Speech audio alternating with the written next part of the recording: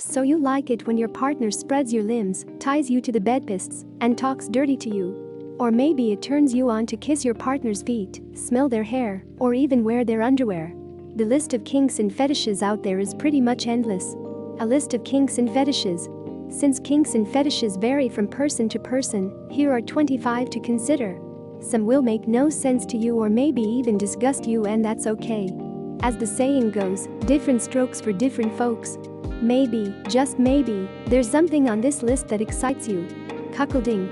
This term is tied closely to BDSM, since it overlaps with domination, submission, and humiliation. Basically, cuckolding is a kink or fetish where a guy gets hot, bothered, and humiliated by his spouse or partner getting it on with someone else. Hot wifing.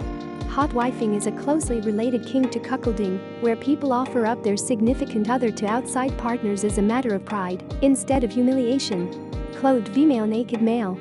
The CFNM acronym stands for Clothed Female Naked Male, which basically sums up the straightforward nature of the fetish. In this dynamic, a clothed dominant female typically objectifies and wields her sexual power over a naked man. Exhibitionism. When a person experiences sexual excitement from the idea of being naked, engaged, and observed in a sexual activity, they're into exhibitionism. This consensual kink should not be confused with mental health conditions that involve sexual arousal without consent. Voyeurism. Voyeurism is the act of deriving sexual pleasure through watching someone else or multiple people engage in sexual activities. The legality of the kink depends upon consent. From an ethical standpoint, voyeurism is only a kink if all parties consent. You can 100% create scenarios that feel non-consensual if everyone is on board and agrees. Bondage. Bondage, by definition, means the act of tying up or restraining a sexual partner. Whether it entails rope, handcuffs, a spreader bar, or a blindfold, bondage combines psychological and physiological stimuli, making it appealing. Dominance and submission. D per second is one facet of the umbrella term BDSM, or bondage and disciple, dominance and submission, and sadomasochism. D per second is generally about power dynamics, a situation where one person dominates or has power or control over another. The other person submits or gives over their rights and desires to another. But how D per second is defined depends upon the people who practice it. Age play. Age play is an umbrella term for a kink that involves someone role-playing at a younger age than they actually are. Think a baby, child, or toddler. These relationships can range from platonic to more sexual and BDSM-oriented, like in a DDLG dynamic. Like many kinks and fetishes, the exact definition of this term varies widely from person to person. Balloon fetish. Are you sexually aroused by the look, shape, and/or feel of balloons? You may be a looner. Whether you get off on popping it or not, these folks are called non-poppers, rubbing it, or blowing it up. This is a highly personal fetish. How you interact with the material is up to you. Blood play. Blood play refers to the act of using blood during sex. A person may be sexually aroused by the scent, sight, taste, or feel of blood. It plays out in myriad ways, from period sex to using medical instruments to draw blood. This type of play is incredibly risky, with the potential to result in serious injury or death. Even when it's done in a focused way, needles, rather than blades, say, it can introduce bacteria into the body.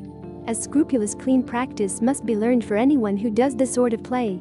Breath play. Erotic asphyxiation, otherwise known as breath play, is a dangerous sexual act that eroticizes limited oxygen.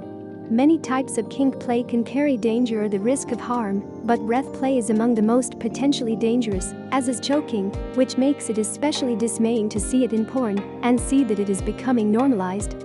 People participating in breath play must have a solid understanding of the neck and anatomy.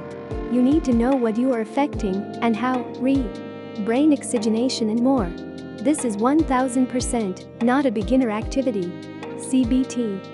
Cock and ball torture, also known as CBT, is a sexual activity in which the male genitals are subjected to pain. This can range from mild constriction to the misery of testicle crushing, which can occur via the squeeze of a hand, a swift kick, or a clamp to the scrotum. Wax play, penis flogging, penis trampling, testicle stretching, urethra play, and erotic electrostimulation also fall under this kink. Erotic electrostimulation, also known as erotic e-stim, this sexual practice involves using specially designed power sources to stimulate the nerves of the body, primarily the genitals, for sexual pleasure. Think EMS, 10s, violet wands, and made-for-play units. E-stim is often associated with BDSM play and should be explored cautiously, as it can be dangerous if not done correctly. Foot fetish. Podophilia, the technical term for a foot fetish, is one of the world's most common fetishes. One study found that fetishes related to human body parts were the most prevalent fetishes. Foot fetishes, or podophilia, accounted for almost 50% of the preferences of this group. A quick Google search for foot fetishes returns more than 15 million results. Foot fetishes can be specific to size, shape, adornment, think jewelry or nail polish, sensory features, and the type of interaction. For example, some fetishists are super into footwear instead of the actual feet. Hirsute fetish. If you're aroused by women who take an unnatural approach to grooming and let their leg, armpit, and pubic hair down, you may have a hirsute fetish. This fetish is pretty straightforward. A sexual attraction to female body hair. Despite societal pressures to be clean-shaved, a 2021 YouGov body image study showed that 35% of Americans prefer if women shave, while 7% said they should not shave. Humiliation.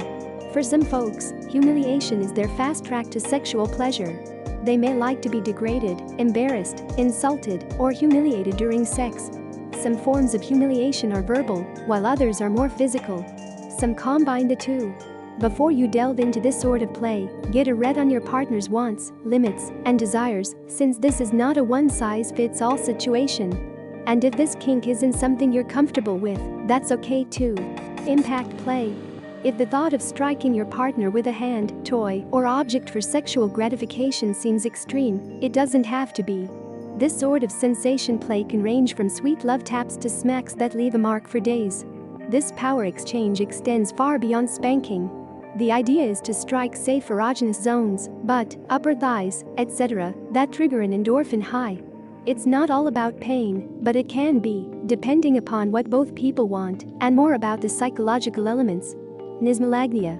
Nismolagnia is a fetish where people derive sexual pleasure from the sensation of being tickled, tickling others, or simply watching someone get tickled. It's basically a fancy term for arousal by tickling.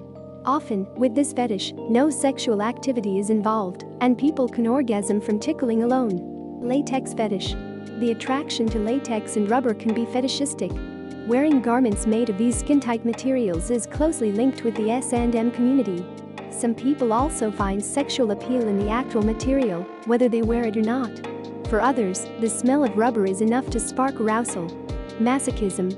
Masochism makes up the M in BDSM. This kink centers on pain and can range from light hair-pulling G to extreme cock and ball and torture. It's a fairly common kink. A 2017 survey found that 10% of respondents were somewhat or very interested in exploring pain in the bedroom. Orgasm control. Often described as edging or peaking, this kink involves putting the brakes on an orgasm right before the point of release. Sure, it takes some mental and physical practice to control your orgasms. But once you get the hang of it, the ebbs and flows of pleasure leading up to climax feel pretty damn good. A similar stop-start method involving stimulating the penis until just before orgasm and then stopping until the urge to ejaculate goes away has been used for decades to treat premature ejaculation. Rope bondage. Rope bondage, or shibari, is a Japanese form of sex play using rope restraint methods. Such play can be rough, sexual or soft, and sensual, and everything in between. It really depends on what dynamic the top and bottom desire. A top is the person tying, a bottom is the person being restrained.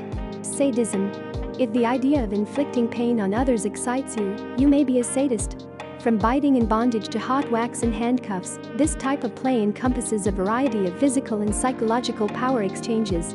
Sure, some people are into more extreme activities. Still, a reader survey by Dr. Justin Lemiller indicates that most people who practice S&M are into safe, sane, and consensual play. Wax play. Wax play is a kink in which hot wax, usually from a candle, is dripped or poured onto a partner. It falls under temperature play in the kink world. It is not something you want to happen without preparation and communication. Sure, it can be used in a BDSM context to create fear and sensation in an intimate setting. But lower temperature liquids, like massage candles, can be used for straight-up sensual scenarios free of power dynamics.